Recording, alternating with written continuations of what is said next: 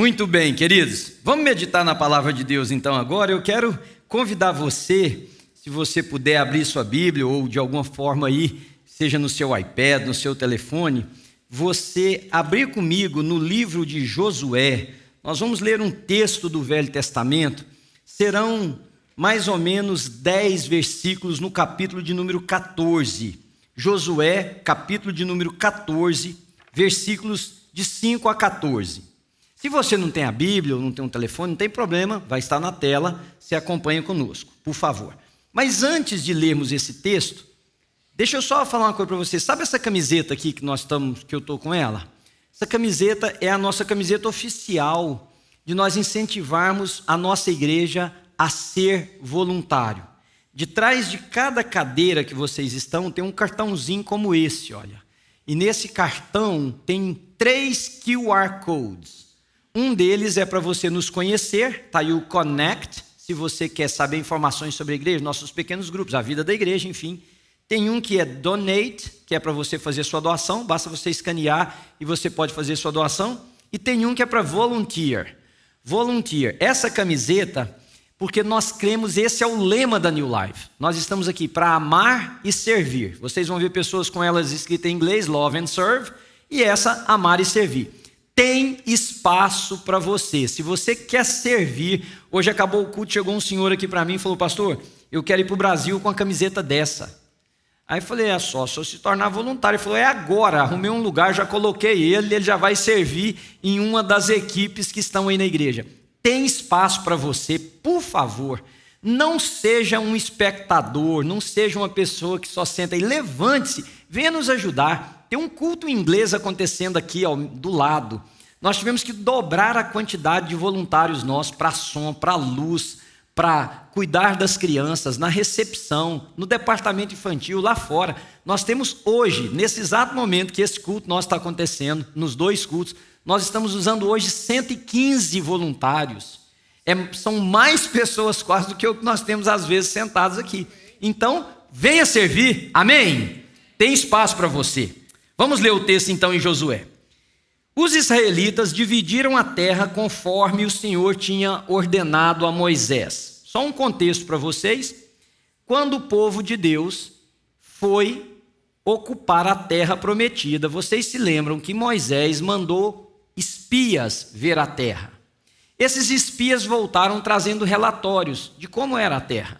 Aqui nós estamos lendo o texto já depois, passado 45 anos desta época. O texto diz assim, versículo 6. Os homens de Judá vieram a Josué em Gilgal e Calebe, filho do quenezeu Jefoné, lhe disse: você sabe o que o Senhor disse a Moisés, homem de Deus, em Cades Barneia, sobre mim e sobre você.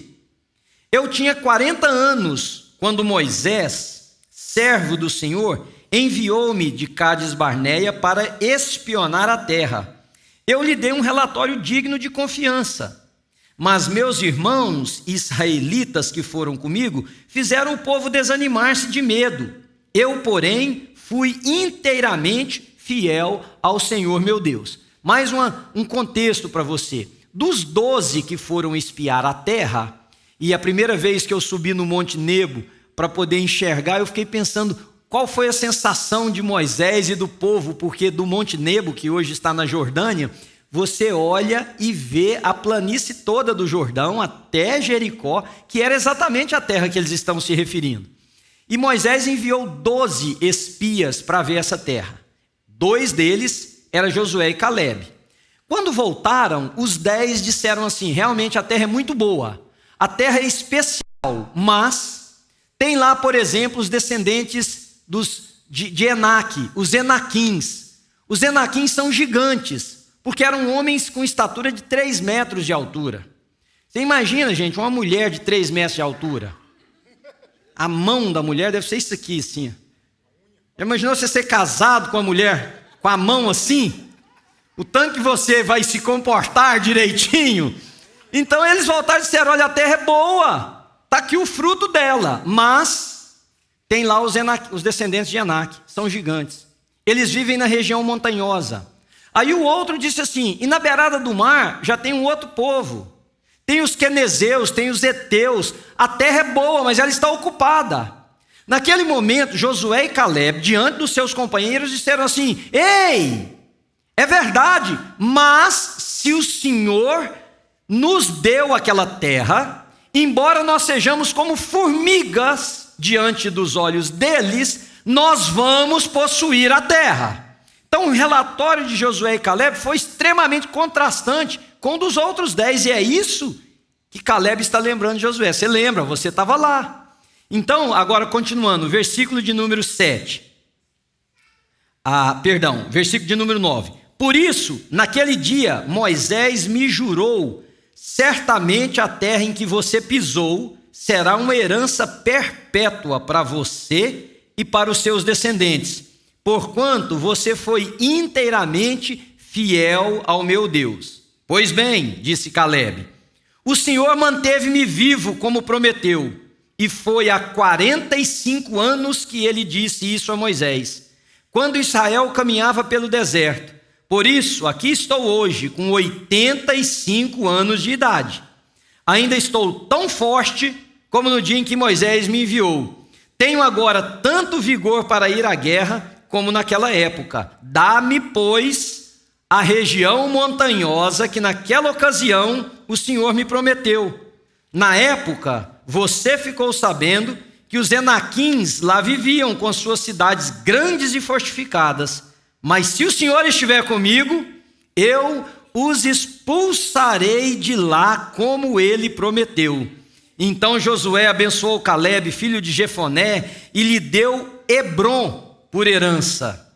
Por isso, até hoje, Hebrom pertence aos descendentes de Calebe, filho do quenezeu Jefoné, pois ele foi inteiramente fiel ao Deus de Israel. Amém, queridos?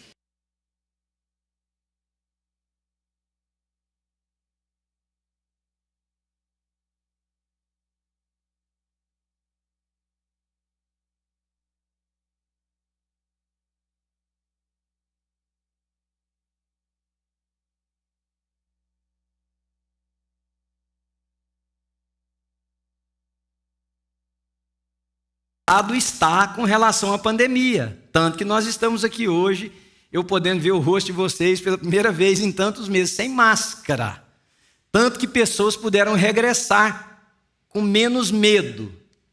Mas no domingo passado, eu recebi a notícia de um grande amigo meu que foi levado para a UTI com esse mesmo vírus.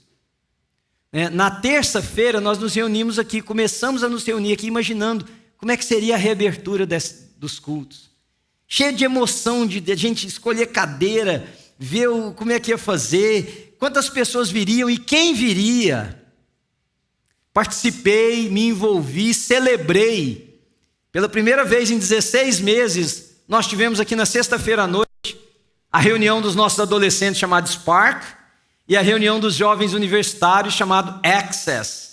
E eu estava na casa de uma pessoa na sexta-feira à noite, a filhinha dele chegou da reunião e eu perguntei para ela assim, e aí, como é que foi a reunião? Ela falou assim, awesome, pastor, so good to be back.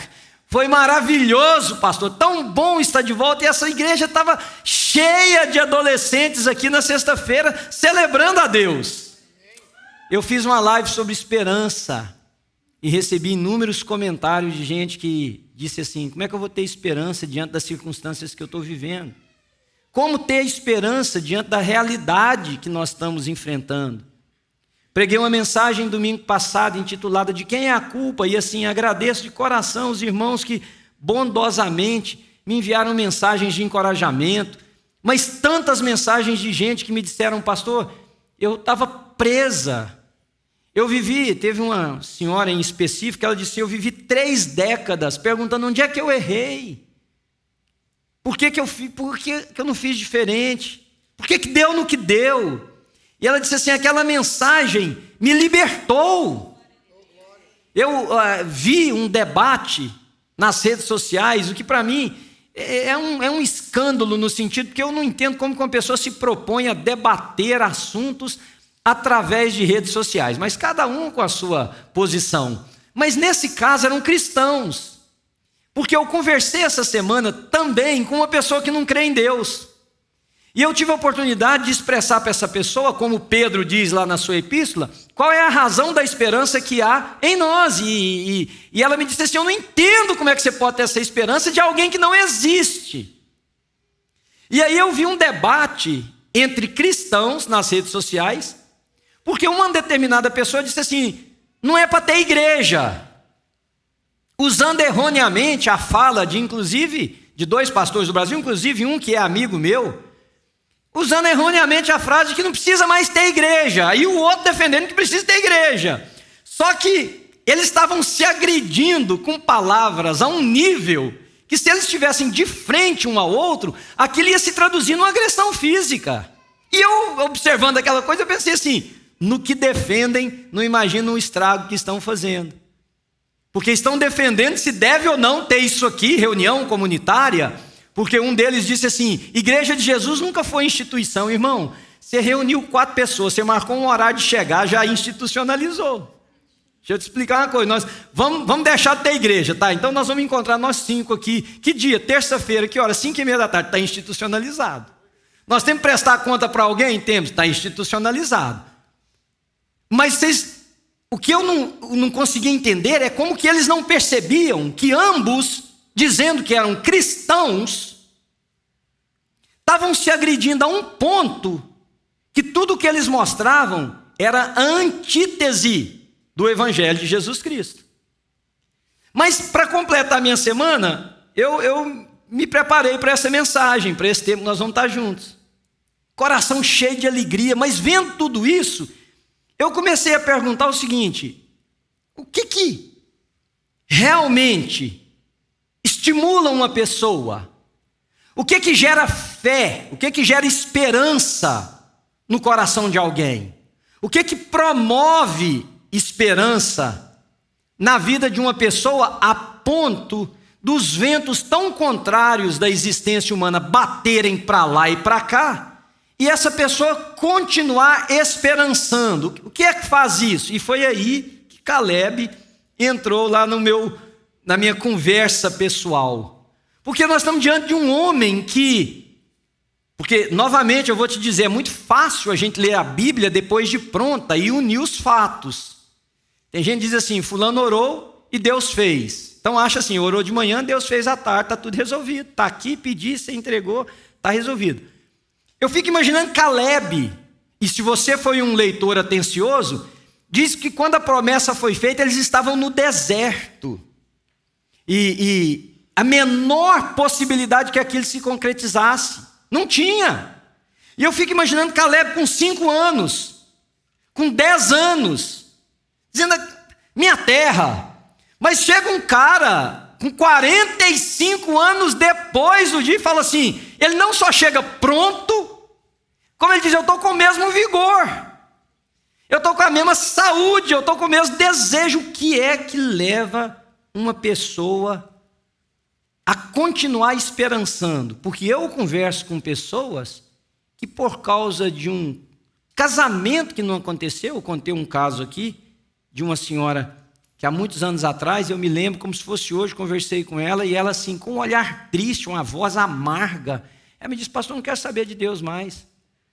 Eu pedi a Deus um marido, e Deus nunca me deu um marido. Não quero saber de Deus mais. E eu entendo a solidão. Quer dizer, não é que eu entendo, porque eu não vivo sozinho, graças a Deus. Mas eu imagino o que é a pessoa. Hã? A mãe pequenininha, ali é pequenininha. Vocês agora vão entrar na minha mensagem também. Está gravando esse negócio. Ou o cara que chegou para mim e falou, dei dinheiro, pastor, para a igreja, não deu certo, não quero saber de Deus mais não. E as pessoas dizem assim, eu servi a Deus.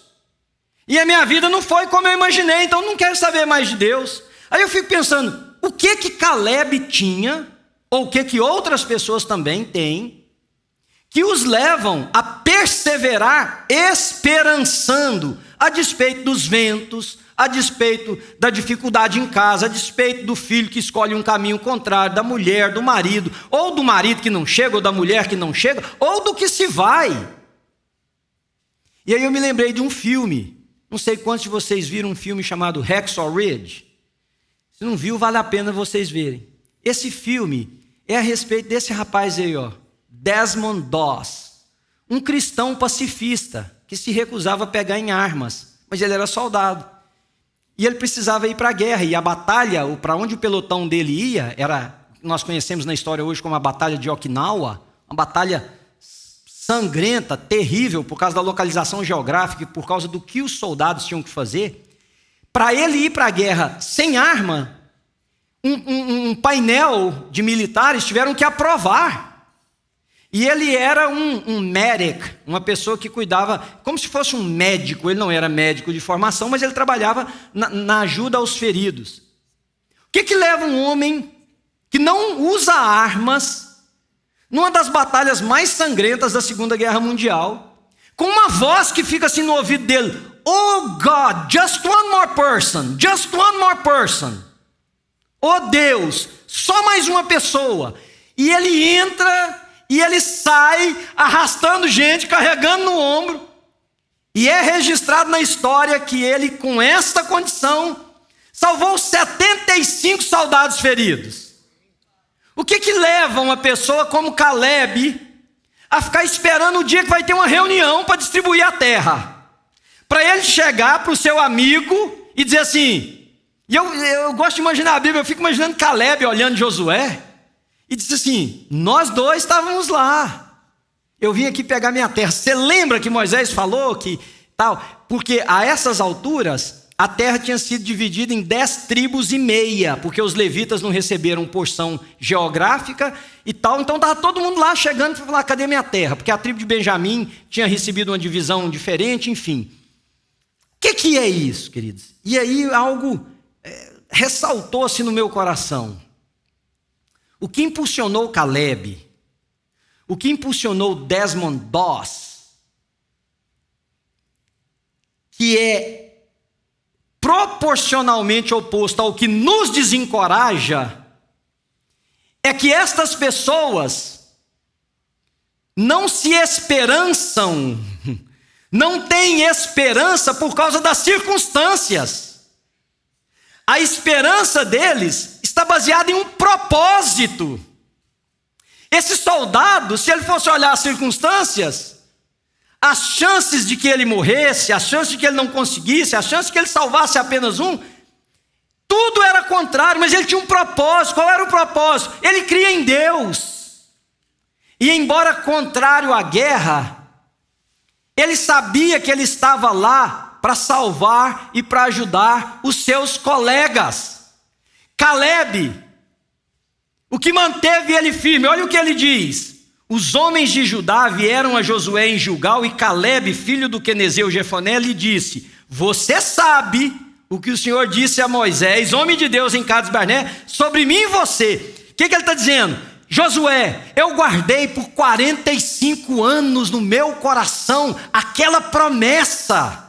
O propósito de Deus é que eu tivesse essa terra, e portanto eu estou aqui motivado pelo propósito e não pelas circunstâncias. Pessoas me perguntam: pastor, o que te motiva a ser pastor? O pessoal é difícil, gente muda de ideia. Vocês acham que essa mulher, com a conversa dela sobre o marido que não chegou, ou o empresário sobre o dinheiro que ele deu, whatever, vocês acham que é isso que me estimula a continuar sendo pastor? Aliás, querido, eu digo para você que se dependesse do estímulo seu, a maioria de nós aqui, incluso myself, não estaríamos aqui. Nós não estamos aqui por causa da circunstância, nós estamos aqui por causa de um propósito. Qual é o propósito? Deus salva pessoas, Deus transforma vidas, Deus entra na vida de pessoas e dá sentido. Porque eu conversei com aquela mulher sobre Deus existir, é porque eu sei que só Ele tem poder de colocar a mão e de se revelar ao coração de uma pessoa que acha que Ele não existe. O que dá esperança não é que para todo mundo que a gente prega se converte. O que dá esperança não é que a igreja é efusiva, é maravilhosa. O que dá esperança é que aqui dentro tem gente que precisa se encontrar com Jesus. E é isso que motiva. A única possibilidade de que eu e você continuemos a andar pela vida com esperança é o fato de nós entendermos que Deus tem um propósito para a nossa vida. Deus tem um propósito para mim existir, para a minha existência, para a sua existência. Qual é o propósito? O propósito não é passar minha vida. O propósito não é ajustar a estrada da minha vida, ser lisinho. O propósito... Por quê? A gente fica imaginando, Deus tem um propósito para mim. Aí essa mulher disse assim, Deus tem um propósito de eu ter um marido. Aí eu digo, eu não falo porque acho que minha boca já é meio azeda. Aí eu digo assim, e se Deus não te fez, se for para a senhora ficar sozinha? Ah, pastor, é ruim. Deve ser. Não precisava você ter rido, né, filho?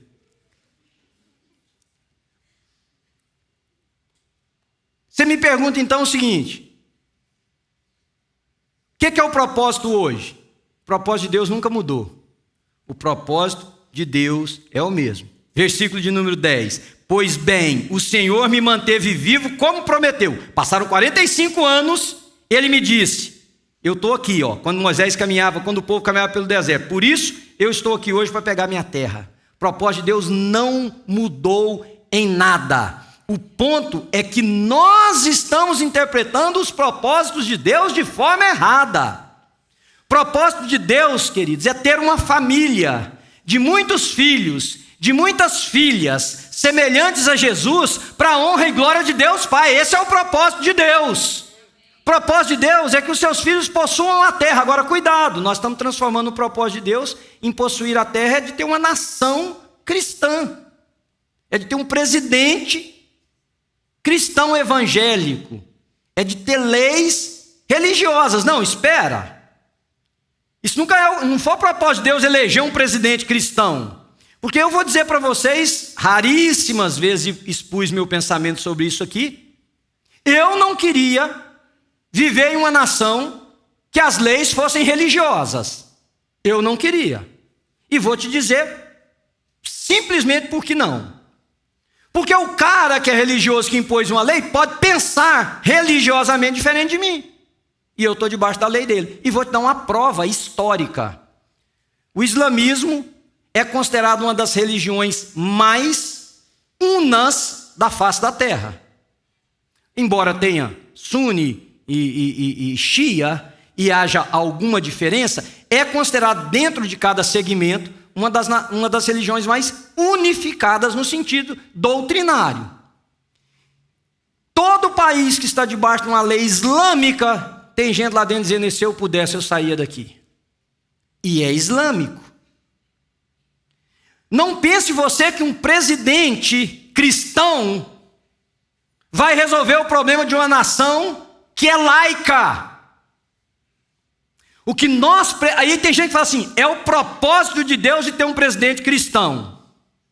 O propósito de Deus, queridos, é de ter filhos e filhas espalhados na sociedade, políticos ou não, gente solteira ou casada, que reflitam a glória de Deus. Esse é o propósito de Deus, para que as pessoas vejam Jesus.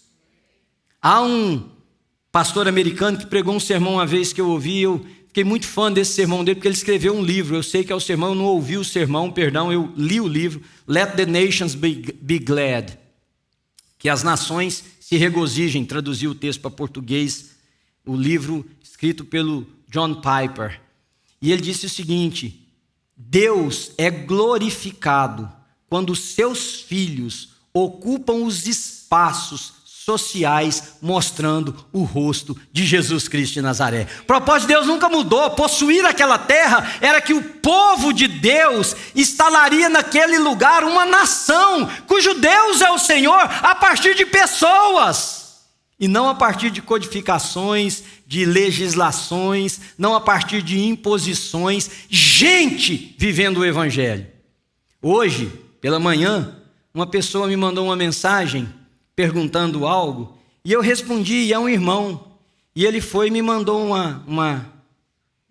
meme, é um meme, aquelas figurinhas que aparecem nos negócios, não sei se é meme que fala aquilo, ele disse assim, obrigado, glória a Deus, e mandou uma foto de um cristão com 2 revólveres para cima, assim.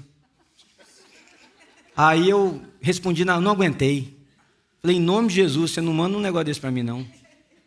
Mas por quê, pastor? O cara é crente. O seu crente dá glória a Deus com 2 revólveres para cima? Tem algo seriamente errado, quer dizer, é isso que desesperança as pessoas. O propósito de Deus não é uma nação, não é um presidente, é um povo. E onde esse povo for, na casa, na empresa, na escola, no governo, mas essa pessoa não vai se impor por causa de uma lei, ele vai demonstrar a glória de Deus no jeito que ama, naquilo que faz, no jeito que cuida, que trata, que respeita. O propósito de Deus é um só. Mas nós mudamos o propósito de Deus pelos nossos propósitos. E isso é o que gera desesperança.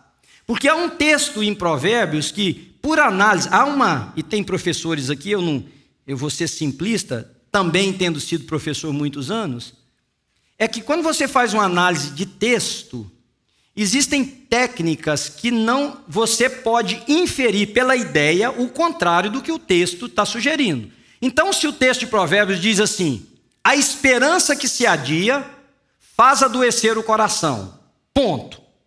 Ainda que não tivesse nada mais escrito, nós estamos fazendo uma interpretação textual, nós poderíamos tranquilamente dizer, a esperança que se concretiza traz alívio, traz benefício para a alma, porque é uma tese contrária à que foi proposta. Mas o texto de Provérbios diz exatamente isso. A esperança que se adia faz adoecer o coração. Mas a graça ou aquilo que é realizado enche de amor, enche de alegria e de expectativa a nossa alma. O problema com a desesperança é que nós estamos colocando a base da motivação da nossa esperança naquilo que é terreno, naquilo que é passageiro, naquilo que é volúvel, naquilo que muda com a política, naquilo que muda com os ventos fortes da vida, naquilo que muda com a chuva que desce, naquilo que muda com as pessoas que não entendem o evangelho da mesma maneira. Então o propósito de Deus continua sendo absolutamente o mesmo. Vamos possuir a terra chamada Framingham. Vamos. Como? Vamos expulsar daqui todos os que não professam a mesma fé nossa. Vamos tirar das escolas todos os professores que não rezam pela nossa cartilha. Vamos banir da sociedade todo mundo que pensa diferente de nós? Não! Não vamos fazer isso.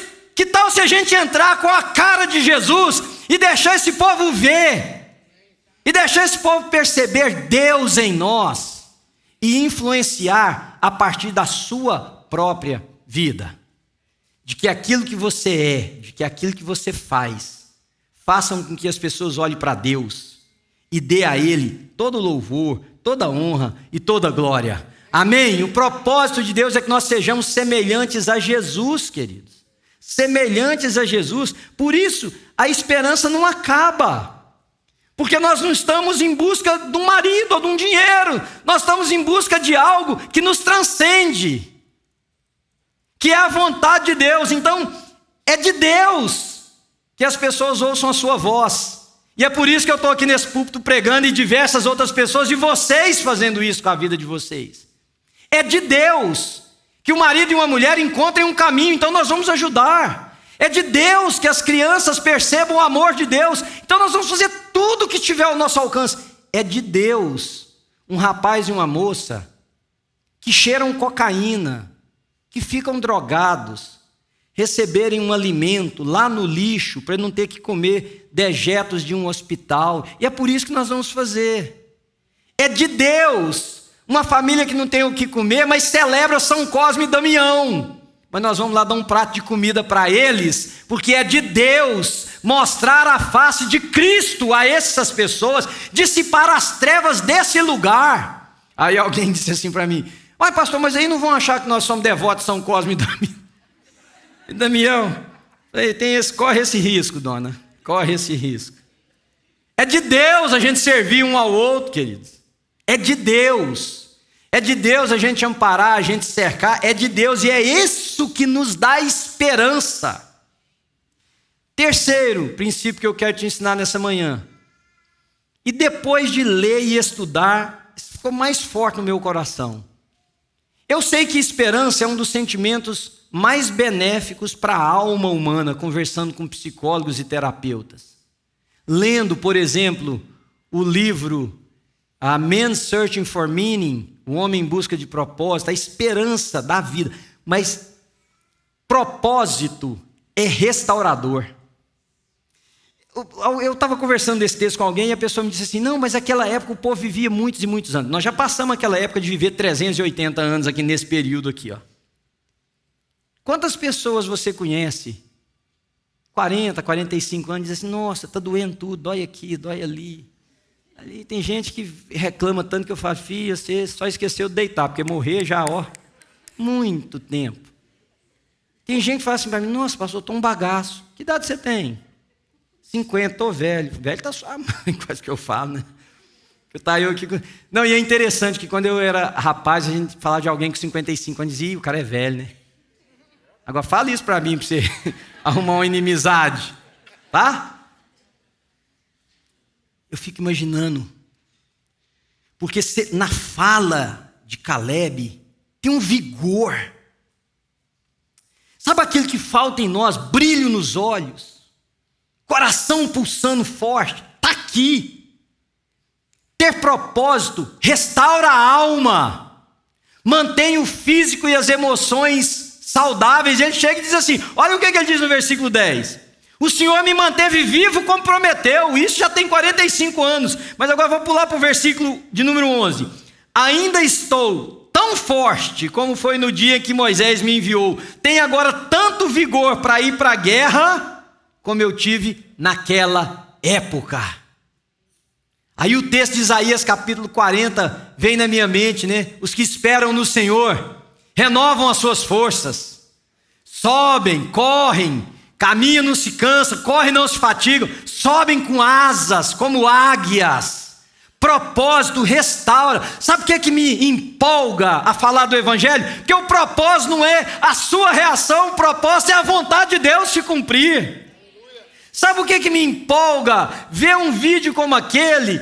Não é que todos vocês darão dinheiro, é saber que aqueles que entendem, nós vamos pôr comida na mão de quem tem fome. E nós vamos dar a possibilidade de alguém ter uma condição existencial que de outra maneira não teria. Portanto, se você e eu não apegamos a um propósito, e eu lembrei de uma frase do Winston Churchill, que para mim foi um dos políticos que eu mais admirei na história. Ele diz assim, it's not enough to have lived. We should be determined to live for something. Não é suficiente dizer ou ter vivido. Nós precisamos viver por alguma coisa. Talvez tenha sido isso que motivou o apóstolo Paulo quando ele escreve a carta à igreja em Corinto, no capítulo 4. E ele diz assim, ó, de todos os lados nós somos pressionados, mas não desanimados. Ficamos perplexos, mas não desesperados. Somos perseguidos, mas não abandonados. Abatidos, mas não destruídos. Trazemos em nosso corpo sempre o morrer de Jesus, para que a vida de Jesus também seja revelada em nós. Sabe por que você às vezes não encontra razão para ter esperança? Sabe por que você às vezes já desistiu? Porque você está buscando nas circunstâncias o motivo da sua esperança, e não no propósito. Todos nós já fomos decepcionados o suficiente para abandonar tudo o que promovia em nós esperança. Seja um amigo, seja uma pessoa, seja um casamento, seja uma igreja. Mas todos nós temos a possibilidade de voltar a ter esperança por causa de um propósito, que é o propósito de Deus para as nossas vidas. Você pode dizer amém para mim? E eu termino dizendo para você o seguinte: propósito deixa legado. Propósito deixa histórico. Eu contei para vocês algo que eu vivi quando era da infância. Eu não sei qual que era o propósito do meu pai. Eu não imagino que meu pai pensou assim, poxa, eu vou fazer isso porque eu vou ensinar meus filhos. Daqui 50 anos o Manuel vai estar contando isso para alguém. Eu creio que ele foi um dos homens mais bondosos que eu já tive a oportunidade de conhecer. Eu tenho certeza que ele fez aquilo a partir da influência do coração dele. Mas deixou um legado. Agora olha novamente o versículo 14 do texto que nós lemos. Por isso, Por isso. Isso o quê? Porque Caleb não desistiu. Por isso. Caleb voltou para dizer, me dá minha terra. Por isso. Ele não se achou velho demais para lutar contra os enaquins que estavam lá. Por isso. Que ele entendia que Deus queria transformar aquele lugar numa terra do povo que hoje nós conhecemos como israelitas. Por isso, até hoje, Hebrom pertence aos descendentes de Caleb, filho de Quenezeu, Jefoné, pois ele foi inteiramente fiel ao Senhor, ao Deus de Israel. Deixa eu te falar uma coisa, Hebrom pertence hoje a uma região de Israel que nós chamamos de West Bank. Conflitos até hoje, porque árabes e judeus se acham donos desse lugar, como nós estamos lendo aqui. Mas foi em Hebrom que os patriarcas Abraão, Isaque e Jacó estão enterrados. Também é em Hebrom que Sara, Rebeca e Lia foram enterradas. E há uma tradição judaica que diz que em Hebrom é onde Adão e Eva foram enterrados. Essa é uma tradição judaica, não é Bíblia. Uma coisa nós sabemos, querido, que por causa do propósito que Caleb viveu, ficou um legado. Qual é o propósito que você vive? A sua fé. Qual é o propósito que te estimula a contribuir financeiramente, a sentar-se num lugar desse, a juntar-se com um pequeno grupo durante a semana? Qual é o propósito? Vai ficar um legado? O meu propósito, entre tantos, é que depois que eu não estiver aqui mais anos, tem uma comunidade cristã nesse lugar e às vezes alguém disse, por isso, por causa daquele povo que estava aqui, existe uma comunidade remanescente. Quem sabe o seu filho vai dizer, por isso, porque meu pai mais minha mãe buscaram a Deus, viveram com Deus, andaram com Deus, eu recebi uma influência. Quem sabe a cidade vai se referir a você, a nós ou a algum outro grupo. Por isso, porque foi nesse lugar onde Davi, depois que o rei Saul foi rejeitado como rei em Israel, que Davi foi coroado rei de Israel. Será que se Caleb não tivesse vivido por um propósito, ele teria esperado 45 anos? Propósito que fosse para além de si mesmo.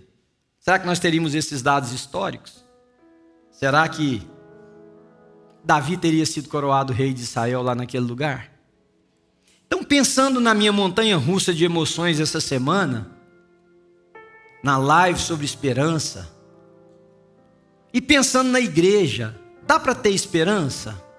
Quando um cara manda uma foto para você de um cristão com 2 revólveres para cima, dá para ter esperança? Dá para ter esperança quando o que o povo quer para ter uma nação cristã é ter um presidente cristão? Dá para ter esperança? Dá para ter esperança quando numa igreja irmãos são capazes de brigar com o outro porque não pensam iguais, não comem do pão juntos, porque pensam diferentes, seja a partir de um estilo de roupa que veste, de uma postura política que tem, de uma compreensão socioeconômica, existencial. Dá para ter esperança num ambiente desse? Vamos ser sinceros, dá para ter esperança? Não dá.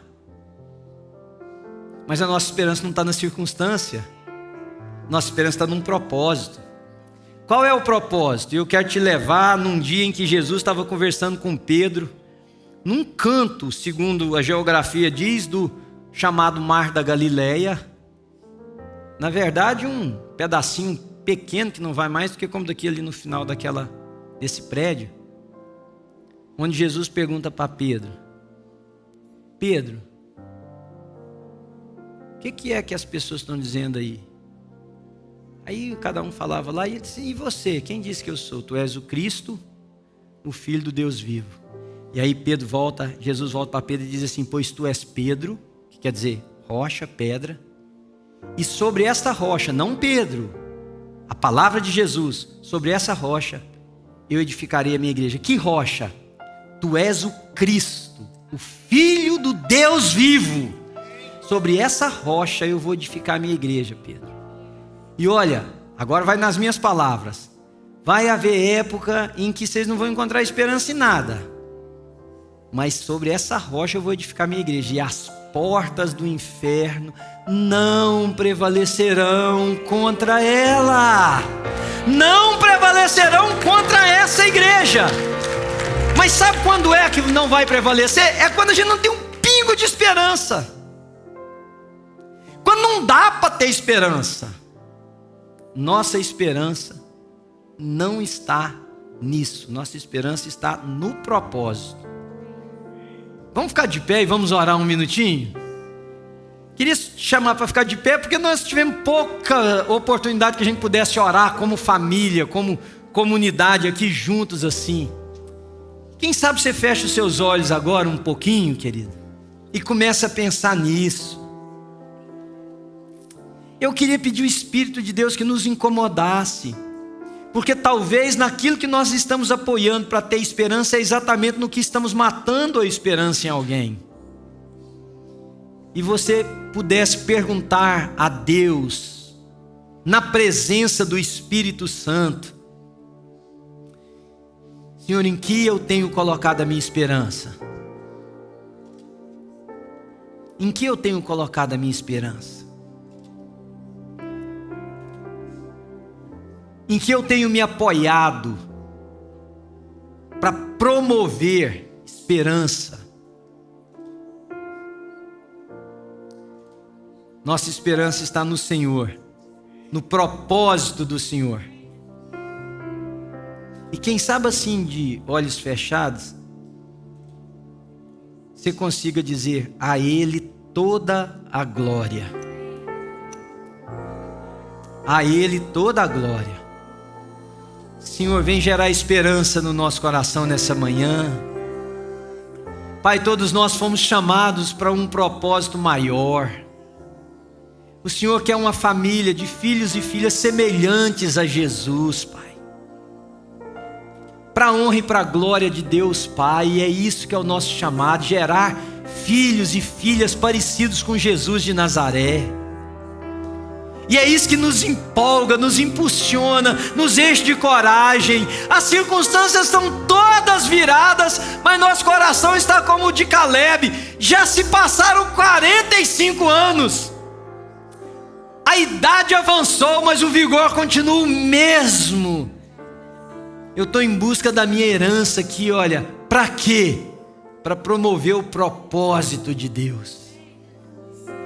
Por isso, até hoje, Hebrom pertence aos descendentes de Caleb, porque ele foi inteiramente fiel ao Senhor. Senhor, eu sei que nessa manhã o Senhor pode salvar, e eu oro por salvação aqui entre nós e por pessoas distantes ouvindo essa mensagem. Mas eu sei que o Senhor pode fazer renascer pessoas aqui, Deus. Renascer assim a partir desse propósito. Renascer a partir de algo que está para além das nossas esperanças corriqueiras, Senhor. Renascer assim, o pai e a mãe, cujo olho já não tem mais lágrima para chorar por um filho ou por uma filha, possa renascer esperança, não na circunstância, mas na convicção de um propósito de Deus, de ser um homem e uma mulher de Jesus na vida desse menino, dessa menina. No casamento, nas relações, na igreja, na sociedade. E ao invés de nós brigarmos, Senhor, se tem que ter igreja ou não tem que ter igreja, cada um de nós entender que é uma igreja. A igreja de Jesus na face da terra, ela é inteiramente perceptível em uma só pessoa. Mas nós nos ajuntamos aqui para, inclusive isso, esperançar um ao outro. Celebrar e adorar o nome do Senhor, que é digno de receber todo louvor, toda honra e toda glória. Nós cantamos aqui a Ele, a Ti a glória, Senhor, porque é a essência do nosso coração, da nossa adoração. E que o Senhor venha encher o coração nosso aqui nessa manhã de uma grande e inamovível esperança, Senhor. Nosso Redentor vive. Nosso Redentor vive. E há um dia que ele se revelará, e todo olho o verá, toda língua confessará, só Jesus é o Senhor.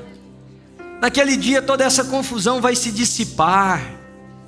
Nossa esperança é motivada por isso, Senhor, por esse propósito de sermos anunciadores daquele que nos chamou de um mundo de trevas para a sua maravilhosa luz. Nós oramos no nome de Jesus. Você diz amém? Amém.